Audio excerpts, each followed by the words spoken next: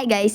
তো আজকে আমি তোমাদেরকে স্ট্রবেরিগুলো দেখাবো। আগের ভিডিওতে বলেছিলাম যে এখানে তোমাদেরকে স্ট্রবেরিটার সঙ্গে কি হয়েছে, তো আমি দেখাবো। তো চলো আজকে তোমাদেরকে দেখাবো। তো এই দুটো স্ট্রবেরি এই গাছটার প্রথম স্ট্রবেরি ছিল, ওইটার পাক ছিল। তো আমি যখন গিয়েছি ওইটা সকালবেলা দেখার জন্য, তো দেখছি তো ওখানে স্ট্রবেরিগুলো নাই। এই দেখো, দেখতে পাচ্ছ ডান্টাগুলো। এটা আমি অন্য স্ট্রবেরিটা পাড়তে এসে দেখলাম স্ট্রবেরিগুলো পাখিতে খেয়ে নিয়েছে। এই গাছটার ওই দুটোই প্রথম ছিল। আমার তো এত মন খারাপ করছিল। আমি সারাদিন স্কুল গিয়েছি, বাড়ি আসছি, তখন থেকে ওই স্ট্রবেরি দুটো কথাই ভাবছিলাম।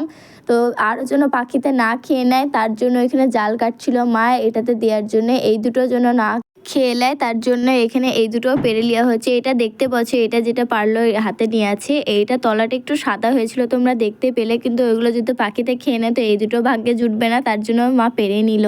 আমি তো ভেবে পাচ্ছিলাম না যে স্ট্রবেরি গাছগুলো কি দিয়ে ঢাকবো। আগের বছরে তো অত গাছ ছিল না, তার জন্য দু একটা জিনিস দিয়ে ঢাকা হয়ে গেছিলো। এবার তো অনেকগুলো ছিল, তার জন্য আলুর বস্তাগুলোকে কেটে ওইগুলো দিয়েই ঢেকে দিয়েছি। তো এদিকে দেখতে পাচ্ছ আমি স্ট্রবেরি মুখগুলোকে ভালো করে পরিষ্কার করে ডান্ডাগুলোকে কেটে, আমি কিন্তু এটা ধুয়ে কাটছি। হ্যাঁ, আমি ধোয়ার ক্লিপটা দেখাইনি তোমাদেরকে, তো ভেবে না যে আমি না ধুয়ে খেয়েছি। তো স্ট্রবেরিটা বেশ মিষ্টি ছিল।